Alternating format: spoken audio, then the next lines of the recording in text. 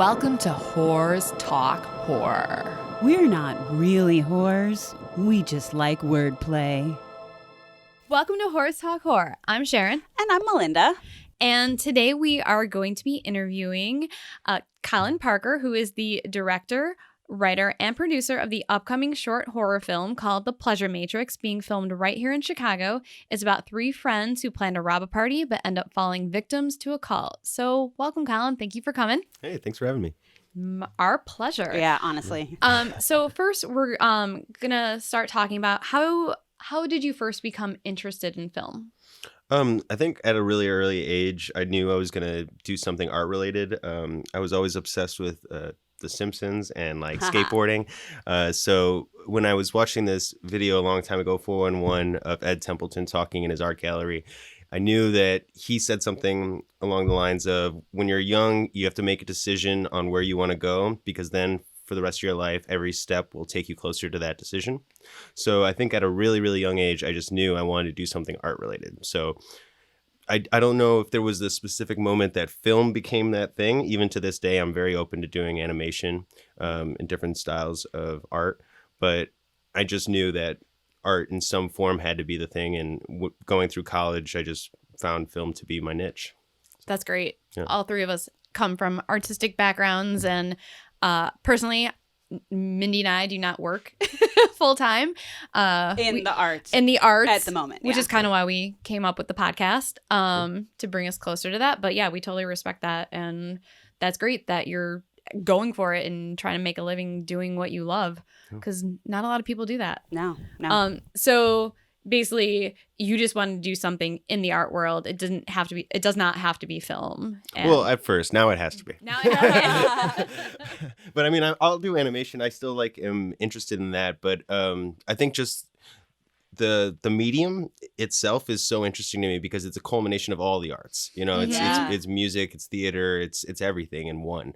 And when all those things combine to make one coherent theme and style, that's what's the most exciting. And that's, I think, the pinnacle of art, in my opinion. So, Yeah. And I don't know if you're a David Lynch fan, but we're huge David Lynch fans, and he's like kind of my god. But yeah, I need to, I've only seen a couple. I've seen Eraserhead for sure. Okay. And then I saw a Blue Velvet. That's but my favorite. I'm sorry. And Mulholland Drive. I've seen that one. But yeah, there's a couple that I haven't seen of his. Well, we can talk later and recommend. Yeah. Yeah, I'd probably loan you a number. Great. Yeah. Sounds good. But that's like his films. I mean, it's kind of the same thing. Or it's like he started as a painter and wanted to like make moving paintings, and it combines like so many visual, and it's also auditory, and just everything in one. And so that's a great choice. Yeah, he's like the master of surrealism, in my opinion. Oh, So, Absolutely. yeah. Just to continue through that thread, I did a little online research before you came to our show to talk with us, and it sounded like you have some ties to some theater communities in Chicago a little bit. I think Stage 773 was listed somewhere. I think maybe on your website, or I don't remember where I saw that. But Well, 773 I've been to a few times, but I haven't actually worked with them at all. I think one of my friends who's a performer performs there sometimes, so I've seen his show there. But I've worked with IO before. Okay. So IO is the one theater that I have worked with. Second City, I've gone to a lot of shows there too. I know actors that have performances there.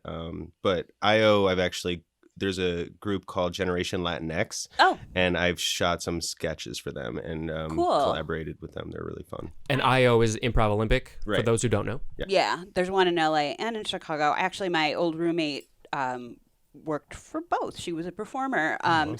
But I mostly stage manage and produce for fringe theaters in Chicago. And I was just wondering, like, for any aspiring horror, but any other kind of directors or comedians who might be listening, like, do you feel at all that, like, any sort, like, being involved in that performance aspect, like, how does that shape your approach to creating a film, or does it? Or because, like Sharon mentioned, you know, there are so many things involved, not like sound, lighting, like, but also like budget and all this, but then you have to direct these actors. Right. And my jam is like pulling all the other stuff together, but like... Yeah, no, I think acting is the most important thing. Yeah. 100%. You can have bad lighting, not so much bad sound, but if you have really good acting, your project's probably going to pull through. Yeah. And I think finding these actors and taking my time with casting is huge. I think casting is like 80% of a director's job almost. You know what I mean? It's just finding the people that get what you're trying to do and that are going to commit the amount of time to do it, and that are just, they have the look, too. So I think casting and working with actors, going to theater shows, going to improv shows has just been huge for me because, like I said, I started with animation and just doing stuff in my like little study. You know what I mean? Like I would just be working by myself all the time on art. And then when I started going to school and I had to cast, I started going to these theater shows, and it was just like it flooded my brain with possibilities. You know what I mean? Just seeing how much people can do with absolutely nothing. Right. You know what I mean? It's pretty great. So. And did you go to school for film? Yeah. So I went I originally started going for graphic design. I went to COD for graphic design. I went there for a year, and I realized really quickly that I didn't want to do that. I actually took a year off and worked at a warehouse for a little while, and then I got my stuff together, started working at Costco, and I was able to go back to school. So I went back to school and I started going for animation. My professor there, Tony Venezia, taught at Cal Arts and taught at Columbia. So he was just a great professor to learn from. And I was originally going to transfer to Columbia full time, but then I met more teachers at COD, and they were professors at Columbia as well, and they just had this wealth of knowledge, and that was really what I was going to school for, is to talk to them. So I ended up staying at COD, transferring to film, and then And besides The Pleasure Matrix, have you made any other films? Yeah, so my last year in school, I made Fisheye, which is a short film about a homeless veteran artist that finishes his masterpiece in this alleyway. And as soon as he finishes it, he dies. And his soul starts to peer around the streets on all these different characters that are hustling, bustling around 8 different blocks of Chicago. And then we end on this little girl who walks up to this homeless man who's dead on the ground, touches his painting, and the painting comes to life. So that's kind of the story. It's a very experimental story. A lot of the characters don't make sense when they talk to each other. They're quoting famous quotes, or they're like saying what they think they should be saying. They're not actually listening. And there's 12 different styles of animation. So it took about 2 years to finish it. Wow. And is it available? So the trailer is available if you go to Vimeo and look up Fisheye trailer. We're submitting to festivals now, and we're hoping to get in one soon. We just started about a week ago submitting. So Well, good luck. I would be happy to donate, but I'm also happy to give you my Dropbox on the way out if you Great. like a clip of. Be I'm happy kidding, to. but I will give money. This sounds fascinating. I really just want to see it. Honestly, this sounds awesome. Yeah, I'll show you a clip when we're done. Sweet, thank you. Thank you. So The Pleasure Matrix is a horror film. The Fisheye? Yeah. That does not sound like a horror film. Right. Do you have any sort of preference about what type of movies you would like to make, whether it be in like the horror genre or experimental film, or as long as you're making art, do you care? Yeah, I mean, I don't have like a preference towards a genre.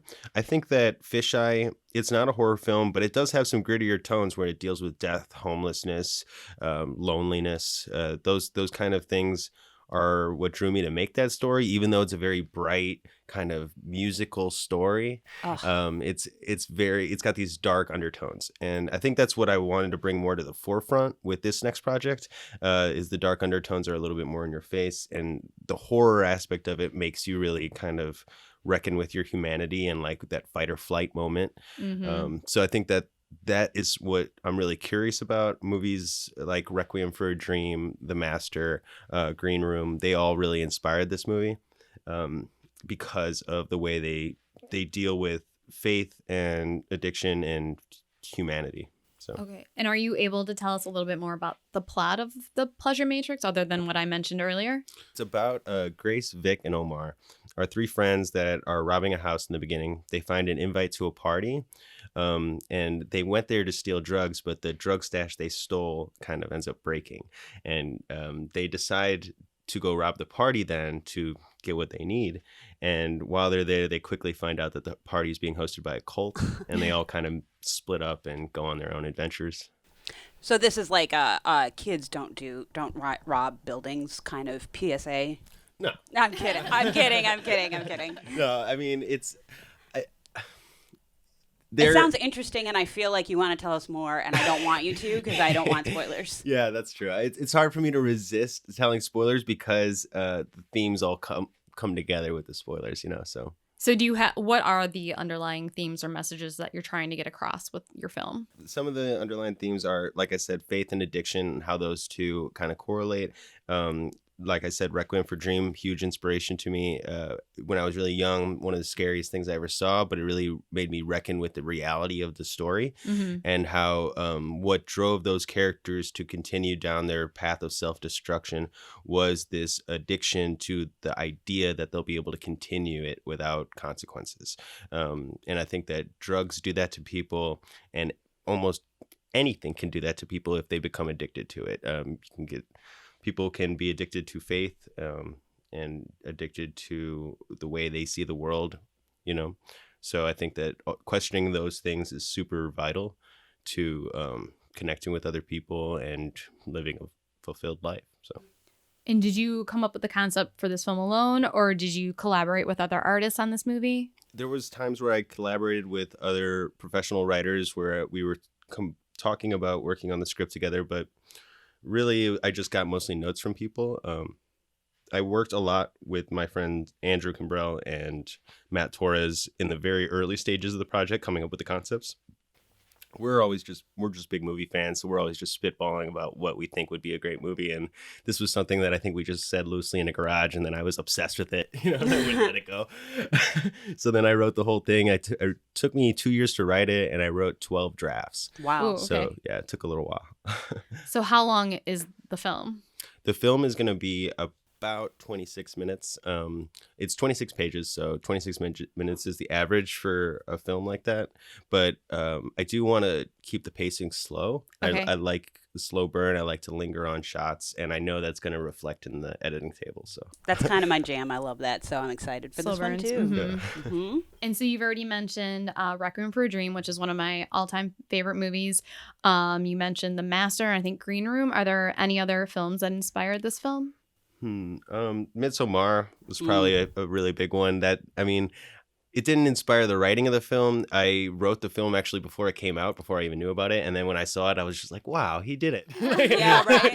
It's so good. It's very different than me. It's the Swedish theme and all that is very, very different. We have discussed this film at length. We're big Ari Aster fans. Yeah. Yeah, no, I listened to your first episode. Okay.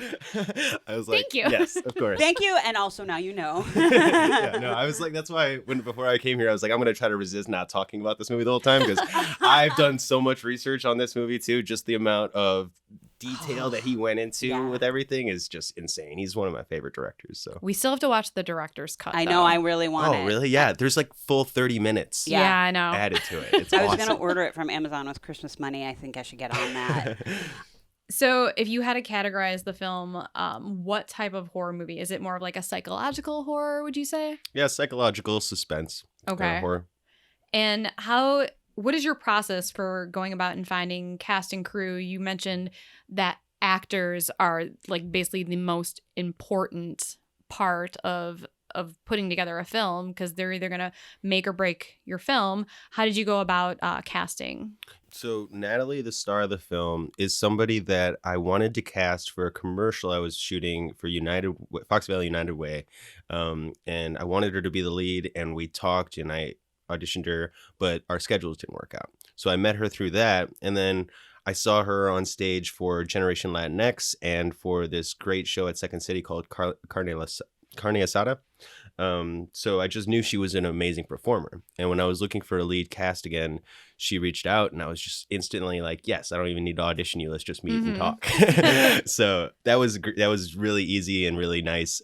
Great working with her. Gabby, I casted her for a series of videos that I was doing at Bureau Gravity, is where I my day job. I work there. I do some casting, and we do a lot of video series for different clients. She was just one of the actors that I met there, and we've stayed in touch, so I knew she would be great for this character. And then Julio, I met when I was at IO. He was doing a cold read session where he would get a script and just act it right away, and he just nailed it. So I was like, you're probably really, really good actor. Let's just meet and talk. And he was just, he was so excited to be working on this project, and he's so perfect for the character. It was just like an instant yes too. So that's why it took like a long time for me to do the casting, because it was just me going to theater shows and reaching out to people that I've worked with before. But yeah, those were the three main characters. And then Chris, I met on backstage. Chris is a really cool guy. He's a writer. He's a professional cameraman for skateboarding. He's had like an interesting life, and he just has this like great personality for a dramatic character. And he's just been, and even before I casted him as the cult leader, he was working on a cult movie that fell through. So he's like, I've already prepared for this. And I was like, great. I love it when a plan comes together. Yeah. Oh my gosh, that's awesome. I wanted to take a second and go back a little bit. We were talking about inspirations for this film while I was online stalking you a bit. I read a quote somewhere that someone compared this new film coming out to Ingmar Bergman. Yeah. And I was just wondering if you're a fan, and would you agree with that comparison to your work, or at least with this film? Yeah, I'm a huge fan of Ingmar Bergman. I am too, actually. To be honest, though, I have so much more to go into. He's made so many films. Me too. Sharon was like, not an 4-hour talk about Ingmar Bergman. But I recently just saw Persona. And Are you kidding? I know. My dad recommended it to me years ago, and I just saw it, and I was like, wow. So I was thinking about it when you were talking about your themes. I was like, oh, okay, cool. Yeah, Persona was amazing. So, and I was listening to, there's a podcast, 824 podcast. Have you listened to that at all? There's Robert Eggers and Ari Aster both go on there, and the whole theme of the whole thing is Ingmar Bergman. Shut up. They just talk about Ingmar Bergman movies the whole time. All right, I'm going to go, you guys. Wow, thank you for that. So that was another one that I was just like, and the whole, the term Bergman-esque is about, a character that is dealing with the turmoil of their existence. So I think that even before I knew about Ingmar Bergman, that's what I wanted to make movies about. That's his jam, for sure. Exactly. That's awesome. Okay, I just had to ask, 'cause I'm a huge fan myself. So, Sure. But we won't linger, Sharon. Another, we can later. We okay. can go off on a whole bit. Yeah, no, just a little go off. But have you seen Stalker, or do you know about Andrei Tarkovsky? Oh yeah. Yeah, I don't know. I don't remember if I saw Stalker, but I know. Yeah, Stalker is one that I just recently saw, and I heard from that podcast. They're very relatable in style, where it's very slow, long close-ups. So I thought that was really interesting, and that is definitely, I have an affinity for that. So I hope that comes through in my films. You might need to send us a list of your movie recommendations Right. Yeah. later, because I'm definitely not as well versed in I have not seen any Ingmar Bergman movies. My friends and I know. I need to catch up. We did a Igmarathon marathon one time and made a smorgastorta like they eat, because like my friend looked it up and actually made it. Anyway, getting back to your movie. So how did you go about scouting locations for the film? For the trailer, so we shot 6 pages out of 26 pages. So that's kind of where we're at right now. We're going to start a crowdfunding campaign soon. So we've only done part of the pre-production for the film. So for these locations that we did shoot in, one of them was an abandoned school in Gary, Indiana. Oh my gosh. And Scary. I knew a friend that was there, and they just took a lot of pictures, and I asked them about it. They said they go there all the time and nobody really hassles them. So I was like, okay, that's interesting enough. And then I reached out to my DP and I was like, hey, well, how do you feel about shooting in a place like this? And he goes, I've shot there before. And he said he shot a music video there. And I was just like, okay, so this is a thing.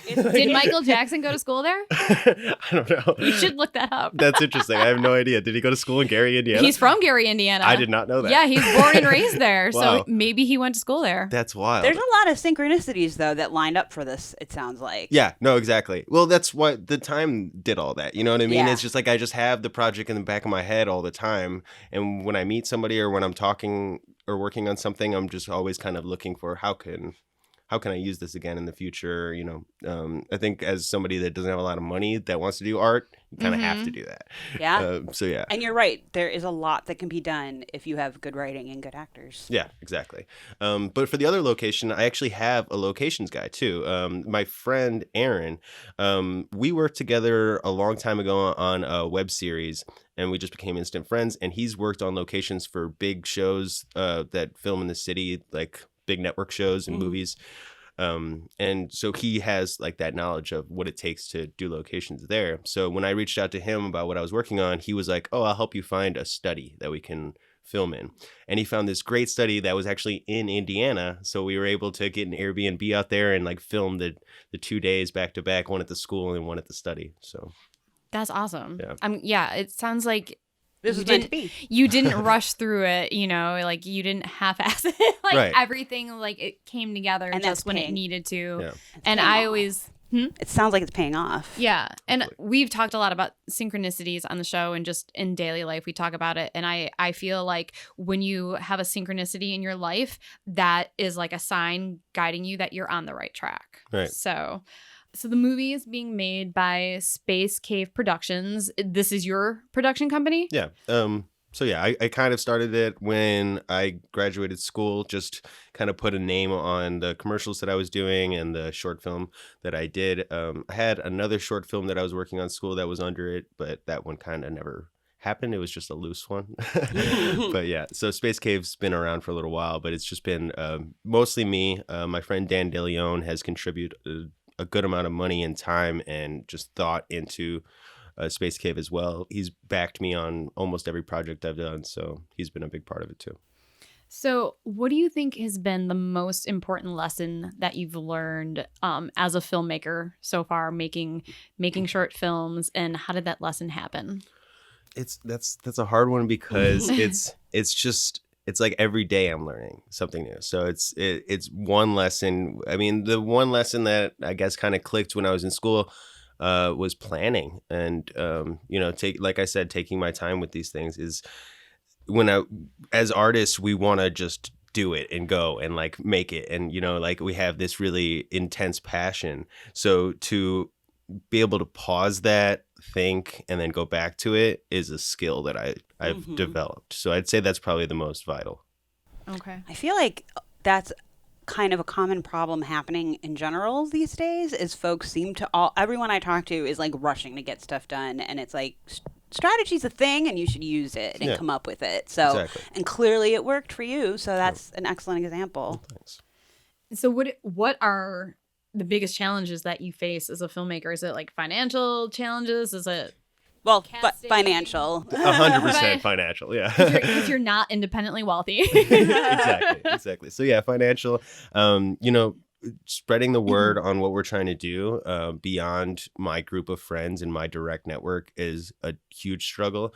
I think that my approach with creating the trailer is that the proof is going to be in the pudding. It's not going to be like I'm willing to do a little sponsor me video where I just talk to the camera, but if I can show somebody this is what the film is going to look like, then I think I can bring a lot more notice to it and get a lot more people excited about it, which will help us fund it. And that means I can pay the artists that are, contributing their time and their talent into this.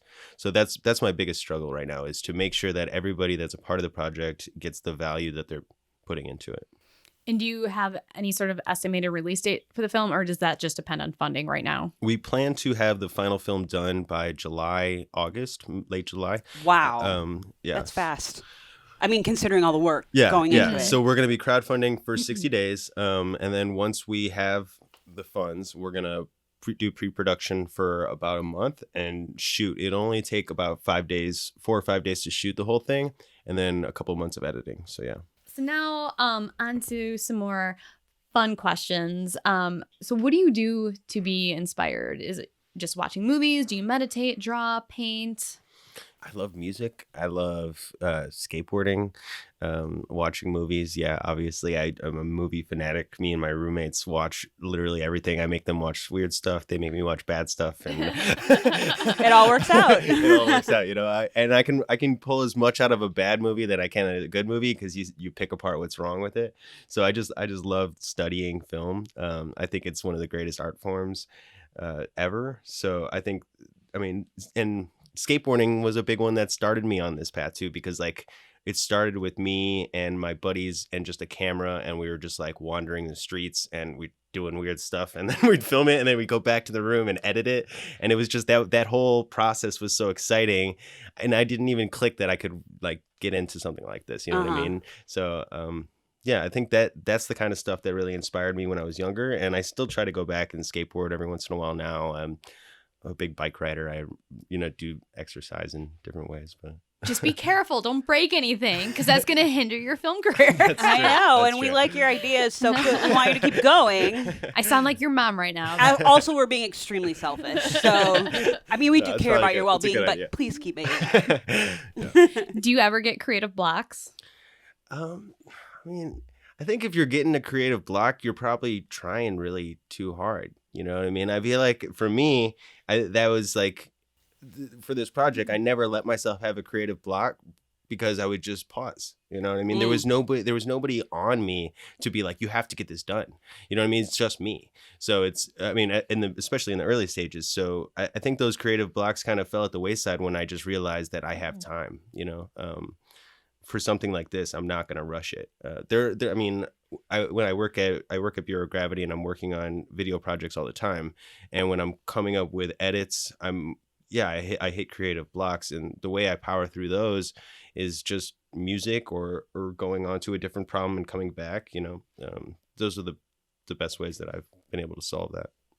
I like that. I was like, are you looking for my approval or what? No, I like that response that, you know, if you have a creative block, you're probably trying too hard, because I feel like I do that. I know. Yeah, I feel like I get a lot of creative blocks sometimes, and I'm like, what's wrong with me? Like, why can't I, you know, like I said, we all do our own like art things, and I just haven't really found a way to deal with that other than like taking time off. Yeah, right? exactly. And then something will just inspire me. Right. So, but I guess I just never like thought of it in that way. Like I thought like, I don't know, like I'm just not a creative person. So no, that's not true. I'm going to stop being creative. And then I have an idea. And it's like, yeah, the way you phrased it made me think about it like, oh. And this sounds like, I mean, your films are clearly passion projects that you are all in for. So it's lovely that you have the time and can take the time to get it right, because that's half the battle. But I could see how for your films, you're in it, so you're just going. But like I do that at work because I help build websites, and I'll sometimes just like be obsessing over like where to put the like a JPEG, and I'm like, dude, calm down. So yeah, there's a huge difference. That freedom is really lovely, and it's a gift kind of, because then you can stop and take a breath, and yeah. So who are some of your favorite filmmakers? I know you've mentioned a few already. Darren Aronofsky, Ari Aster for sure. Kubrick, the god. So that's a big one. I do really like Fincher was a big one for me for sure. Richard Linklater, that's another big one. Yeah, I think those are the main. We'll get you to add Lynch to that. Yeah. No, like I said, I need to dive back more into some Lynch. He's one of the greats. So check out Wild at Heart. That's one of my Blue Velvet's my favorite, but Wild at Heart, like we saw it on the big screen actually at a festival in LA. That I would love. 2 years ago. Two falls ago. Ugh, and God, I can't believe it. Seeing it on the big screen with an audience, it's such a fucked up movie, and there's some hardcore violence, but when you're in an audience watching it, you realize how funny that movie actually is, because everyone was just laughing their asses off the entire time. If you watch it alone in your room, like in your living room by yourself, you're gonna it was just like a totally different experience watching it with an audience. But I would love for you to watch that and then let me know what you think. Yeah, because- no, I would love that. And I don't remember, I think you had mentioned at some point, or maybe I read this somewhere, about like the juxtaposition between like beauty and ugly, like with Requiem for a Dream, or like Darren Aronofsky does that a lot, and Bergman obviously does that kind of thing a lot, and that's what drew me to David Lynch. Is he like puts that microscope up to what seems like normal, like beautiful hometown America, Blue Velvet, and then it's just horrifying, but the two together is like this really complex. Without darkness, there is no light. That's right, Yeah, baby. That's great. Yeah. So, do you have any actors or actresses that you would love to work with someday? I mean, there's great actors that I love, like, and that I think are like some of the. I mean, Joaquin Phoenix. He's killing it right now. He's always killed Joker. it. Yeah. Joker's amazing. Yeah. There was Daniel Day-Lewis, probably one of the greatest actors. Didn't he retire? I don't know. I mean, Phantom Thread came out, and I think that might have been his last film. Actually, you're right. But he did say that. Wow. It might have been. I'm not 100%. Who else? I mean, there's so many dead that I would love to work with too, like Philip Seymour Hoffman. Oh, for real. I know. I mean, for me, it's like that's not really something that I even think about. For me, it's like all about the story, and I love finding new actors. Like, for example, Midsommar, Dani is probably one of the greatest female actors in my mind right now. Like, amazing. Her performance was incredible, Yeah, and I had she no was idea who she was. amazing. So yeah, acting like that is just, it almost excites me more to find actors that aren't well known, and bring them to the forefront. Good point. Yeah. So that's more exciting to me. Good point. And this is gonna be a really tough question. Can you narrow down your top 3 favorite movies of all time? Wow, that is a hard question. If you have to get to like 5 or 6, I will. Oh man, I don't think I could answer that question. No, yeah, it's just so hard. I literally take like so long to come up with that list sometimes. Like, I can definitely do my top of this year. Like, I thought about that a lot. That's really easy for me. Of 2019? 2019, yeah, 2019. Okay. That would be, I mean, well, for that, Yeah, let's hear it. Midsommar, Mm-hmm. Parasite, Mm-hmm. Lighthouse. Haven't seen that one yet. I haven't, but Awesome. I've heard about it. You've seen The Witch, though. Yeah. And Robert Eggers. Yeah. To me, it's even better. It's just amazing, and the acting is so phenomenal. I think personally, The Lighthouse is much more up my alley. I like the whole H.P. Lovecraft kind of like big octopus, weird scariness, like that just whole style, and the way they take that era and just kind of make you feel claustrophobic with these guys in this lighthouse. Yet it's like not boring, It's amazing. It's like, and really I love interesting. Willem Dafoe, so Yeah. like anything he's phenomenal. in, Yeah. and he's in Wild at Heart, and he Yeah, plays. he is. Oh. He is like one of the most disgusting characters of all time. But in he's that movie. so That great. sounds great. But he's so great, Okay. and Nick Cage is in it, Oh Like, my God, it's a great. good Nick Cage and it's my movie. favorite Nick Cage movie ever. Well, it's Really? second to Moonstruck. It's my favorite Nick Cage That's movie, funny. but like, yeah, he's I mean, excellent. if we're like, I put Nick Cage in 2 categories, like his bad movies that are great and his good movies that are great. Like, you know what I mean? Like is a good Vampire's movie. Kiss or like Adaptation. Those are like my 2. Like, We just talked about Yep. Vampire's Kiss in the episode we recorded before we interviewed you. Oh so. wow. I was just saying that Synchronicity. I feel like as he's getting older, Nick Cage is sort of starting to really embrace his crazy Cage. Yeah. Because like we were Mandy. talking about like Mom and Dad and Mandy, which I still haven't Wait, seen. I don't know what Mom and Dad is. Oh. You should watch that. It's amazing. It's him and Selma Blair, which I was like, that's a pairing, and they're fantastic together. And I told her I begged her to watch it, and then finally she was like, okay, It's love a horror this. movie. When's it from? Sort of. Yeah, it's a horror movie. 2015? Okay, so maybe? pretty. I Pretty saw recent. it on Interesting. Hulu or Shudder, I think. 'Cause It's it's streamable. basically 2017. 2017. Awesome. It's basically kind of a twist on the whole like children killing parents, parents killing their children. Oh, But it's interesting. dark humor and crazy Cage, and I just enjoyed the fuck out of it. And then she It's fun. was like, I finally watched it, and oh my god, that was so good. So That sounds fun. It's totally so recommend fun. it. Yeah, Yeah. So, Parasite. Did you guys see that Yes. at all? she did. I have not. Spencer and I, we just watched that last week. Yeah, that was something. Yeah, that's one of my favorites of the year, just because it's not off the walls filmmaking. It's just really well crafted, and it's very traditional in its like approach. But it's such an interesting story, and the acting is so good. It's The like Acting's really good, Yeah. and it's funny Yeah. and it's kind of heartbreaking and it's definitely unique. I've never seen anything like that. Exactly. I'll have to look back on what you said about it in our other episode because We didn't talk. I've never talked. Oh, about you didn't it on talk this about show. it? I thought we'd. All right. Yeah. Well, Joker. I would say Midsummer, up Joker. Yeah. For sure. Joker blew me away. Yeah, same. Like I was not expecting it to be what it was, and honestly, I don't really understand all the controversy behind it because I think it's really just. I think they did such a good job portraying just like day by day, second by second, just seeing this guy mentally break down, and you can almost see exactly when he snaps, and then there's the point where he actually snaps, and it's just Joaquin Phoenix is just. Yeah. I mean, I already loved him and River Phoenix and their whole family is like uber talented, but Super like interesting. And like back to the controversy behind it, it's actually like it's silly because Taxi Driver and The King of Comedy, basically that movie, you know what I mean? They're like very similar.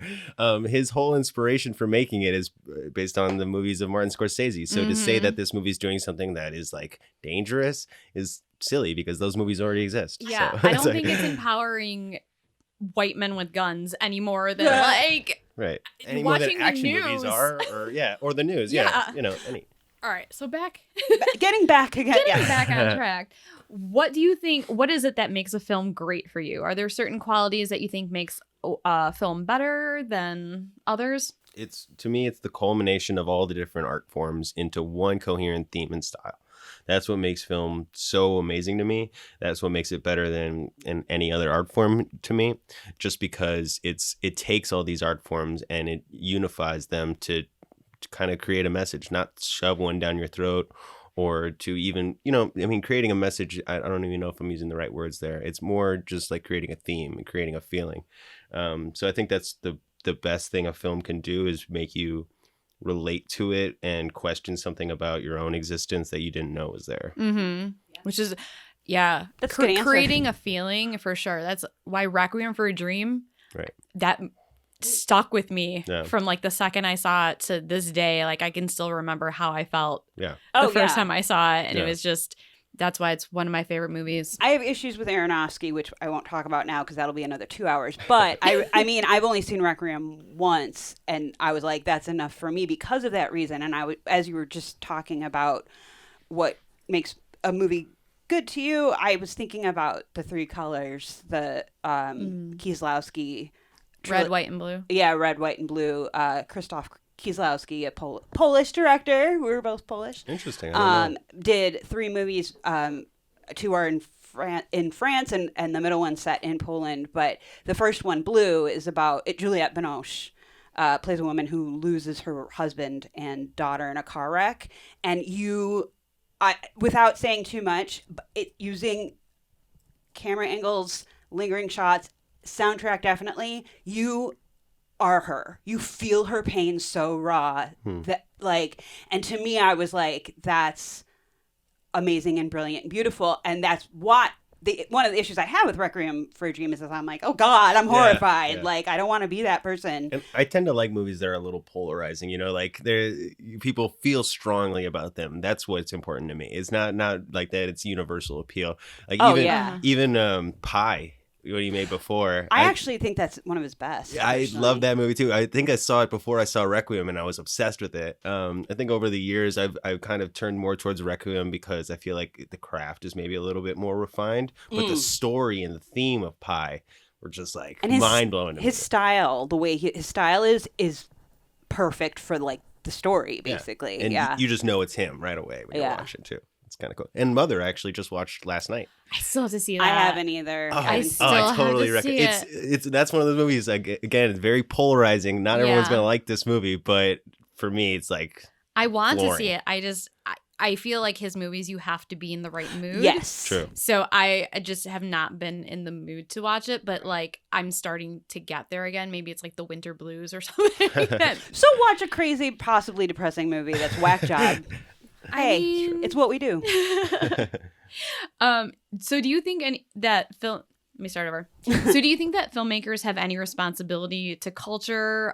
For instance, Joker. A lot of controversy over is this movie going to incite people to go out and start shooting people. Do you think that it's the filmmaker's job to be responsible for the messages that they're putting out with their film, or do you think it's more on the viewer and how they should interpret it, and also, you know, having a little self-control? Yeah, sure. Nature versus nurture. Yeah, no, I think it's actually really interesting because there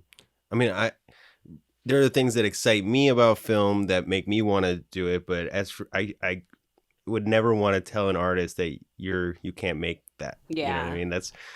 And it's actually ironic almost to the point where some of the people that make like the most hardcore stuff are really good people. Like you know? David Lynch. And then there are people that make really lovely stuff that are actually terrible people. You know what I mean? So saying that like that you have to make something that's going to make people better people is really arrogant to me, because you don't know what you're going to make until you make it, and it's coming out of you. So, you know, you have to find these parts, and even the parts that are dark and that are bad or real, you're exposing that, and then maybe that'll help somebody realize that exists in them, and then they can change that, you know. So it's not about, I don't believe in the whole idea of that, like, if you put something positive into the world, it's going to create more positivity guaranteed. That's not guaranteed. I think that sometimes you have to reflect on the negative. So, or vice versa, that you put something if you make a movie that has negative connotations or shows violence or whatever, that it's going to put more violence into the world. Right. And yeah, I agree. I don't think it's the filmmaker's responsibility to basically monitor or try to babysit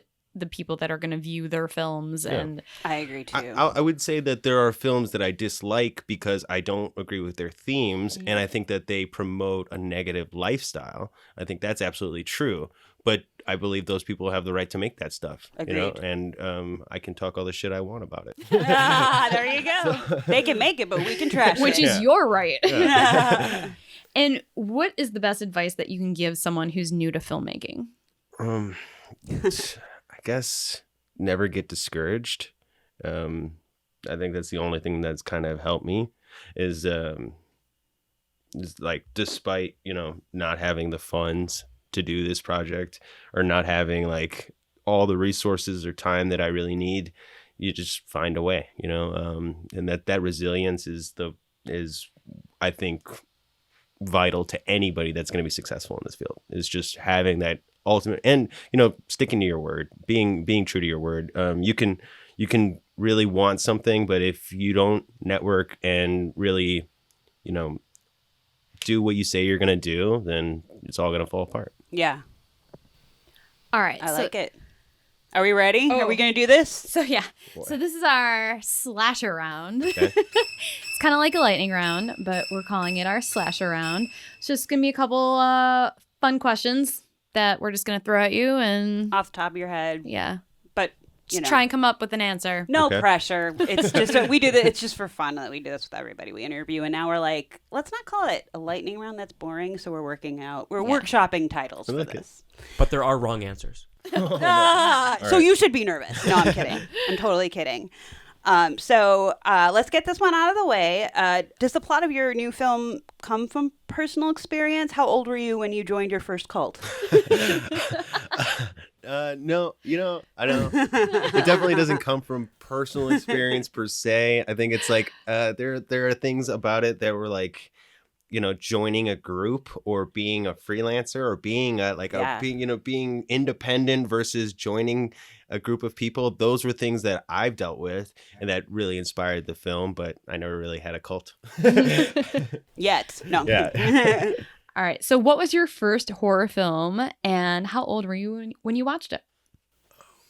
That's hard. I want to say either The Shining or, I mean, does Pi count as a horror film? I don't even know. No, right? I don't know what that counts as. Because that's one of my earliest like memories of a film too. I mean, The Shining is probably my most vivid memory as a kid. I saw it, but I blocked that out when I was a kid. I was like the original, the miniseries. Yeah, I was like terrified of that. Tim Curry is amazing. Yeah, but terrifying. So I guess those were like the earliest ones. It didn't inspire me. I ran away from it. but Kubrick for sure did. So It does not hold up, I can say. I was also terrified as a kid when I watched that. Yeah. And then I watched it like 2 years ago and I was like, this isn't very scary. Although because we talked about the new one on one of our episodes, and I was like, well, but to be fair, the book is kind of like that, where it's like scary, scary, scary. Oh, it's a giant spider. Like it's just kind of weird. It's a little silly. Yeah, That's, It is. That's kind of King style, I think. Yeah.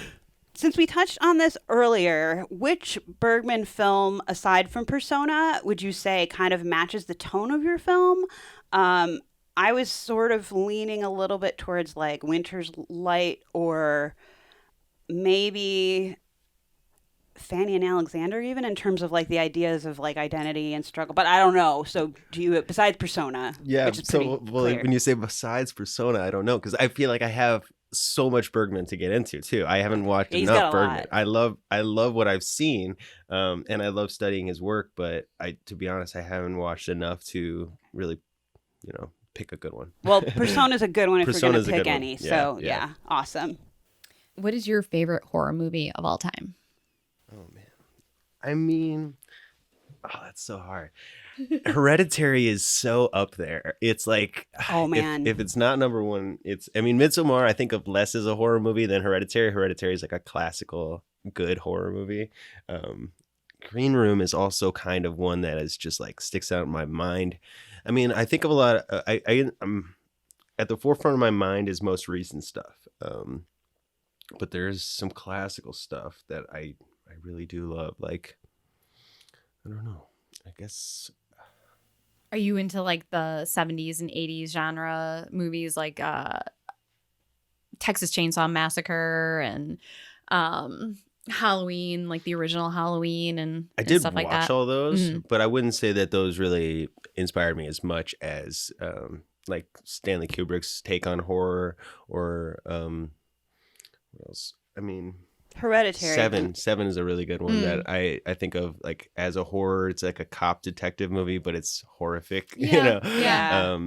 So yeah, I think that what interests me about the genre is how kind of loose it is, because how scary thrillers can be and how scary mysteries can be. You know what I mean? It's like to say something that's a horror is almost hard nowadays because everything is so intense, It's So- true. so Yeah. It's definitely the psychological horror is kind of becoming like the new Norm. standard, Yeah. I would say. I know you mentioned Hereditary, which I freaking love that movie, but if you could pick one horror movie of, say, the last 10 years or so that you loved so much that you wished you'd made it, what would that be and why? Midsommar. Okay. 100%. I was like, 100%.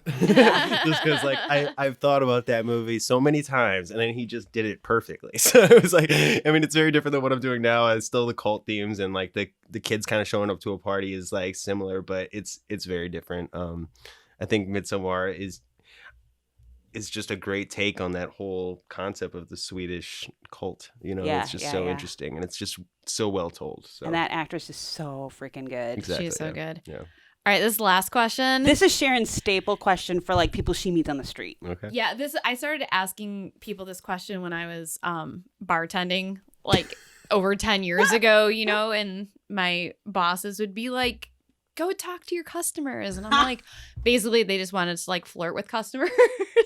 And I would just, that wasn't me. So I would just, This is your way of flirting. this is my way of flirting. I would just go up to like random guys and be like, who's your favorite serial killer?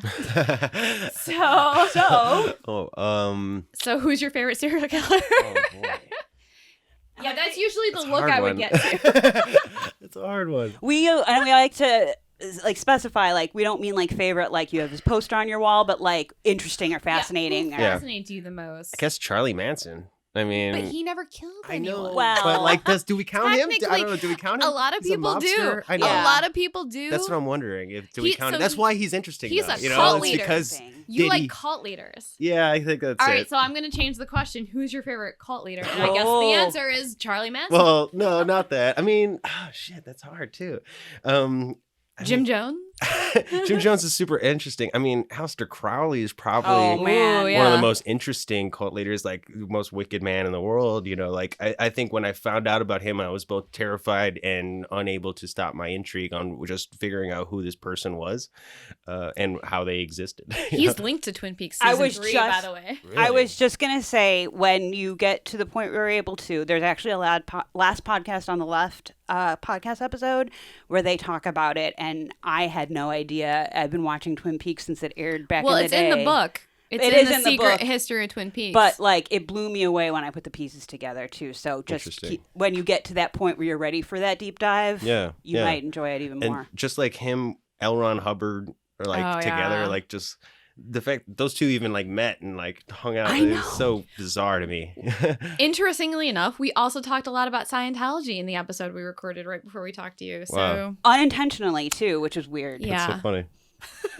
They're so waiting for us outside. I know. And I was like, because we were talking about them, and I was like, they're gonna jack Tom us when we Cruise go out is to in the a car outside waiting to knock us both out. like Yeah. Mission Impossible They say style. he could like single-handedly stop the whole thing, you know? Like he's like that powerful now in the religion. We kind of said that. Yeah. And now we're fearful. I'm Right. kidding. We love you, Tom Cruise. So be careful when you leave the studio. No. Yeah. You were great in Magnolia. So no favorite serial killer that's coming to mind. You're going to go with Charlie Manson? Or Yeah. Even though Alex, technically he might have only killed like one person. I mean, I do really like that show, Mindhunters. Yes. Oh, yeah. They're deep diving on like all these different serial killers. I just don't know any of their names. I mean, it's hard for me to pick a favorite. That's okay. Not everyone loves, or I shouldn't say loves, but like is fascinated by serial Right. killers as I am. So that's just kind of something I ask people. And yeah, most people have no idea how to answer that question. I always think of because my friend, my roommate, his uncle was a plumber, and he changed Jeffrey Dahmer's like water plumbing. No.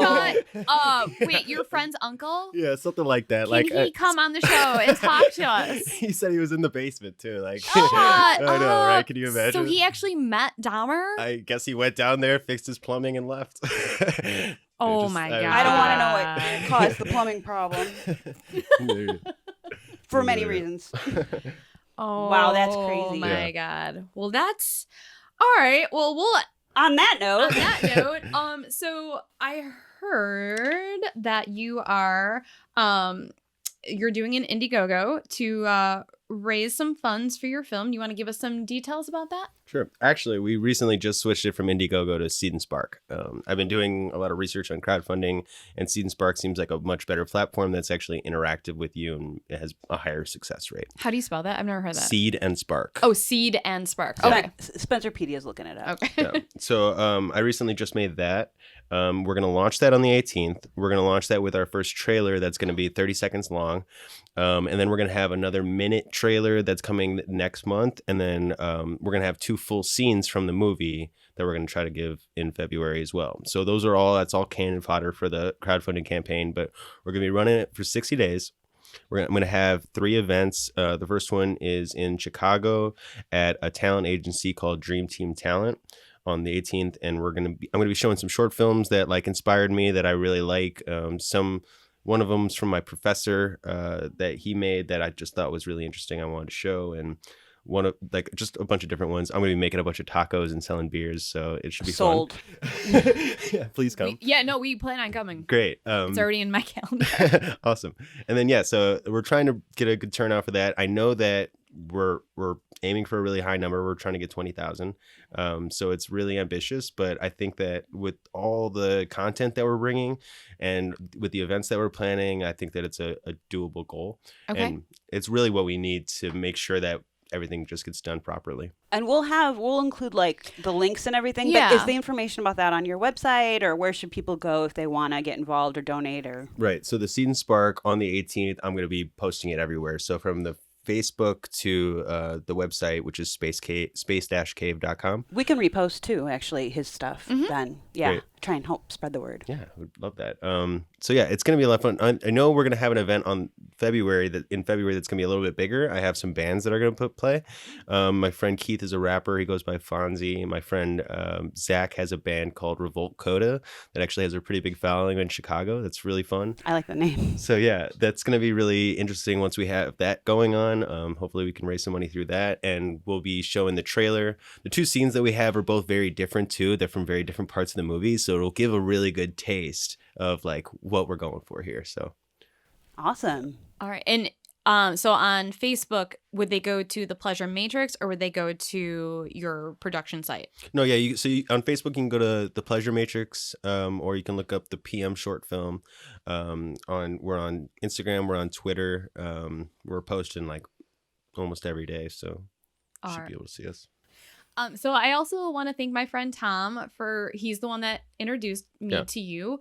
And he also has a podcast called What's Going Down in Downtown J-Town, J-Town being Joliet, Illinois. That's awesome. And I know he also interviewed you. Yeah. And I was like, I'm not going to listen to his interview with you because I didn't want to be like influenced or anything.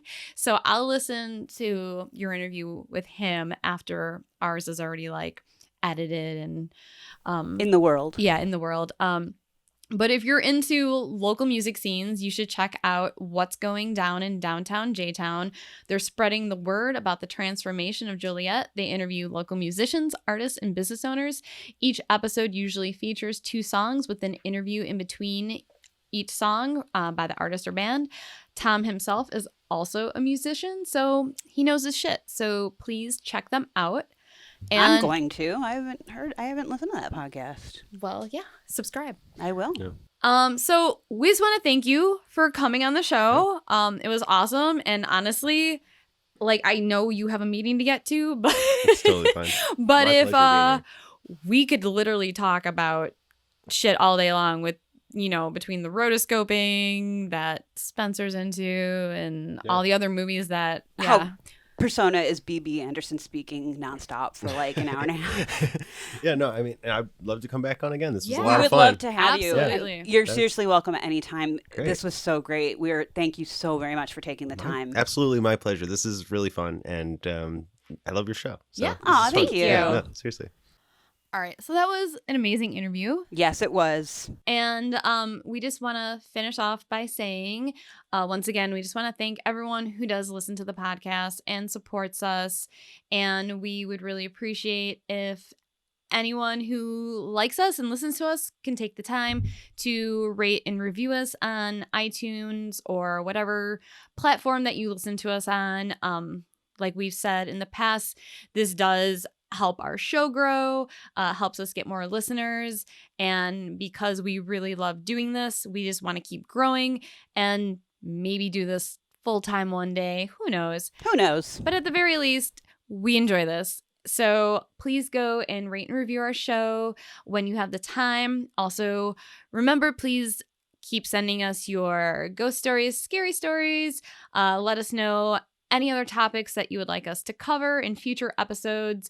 We really like mixing things up and doing interviews or having Spencer quizzes on different trivia topics. Or getting drunk. or just getting drunk on air, talking about horror movies or true crime. And we plan on doing some more true crime episodes. But if there's something specific that you would like us to discuss, please let us know. And you can always email us at whorestalkhorror@gmail.com and follow us on all our social media pages. And as always, thanks for getting creepy with us.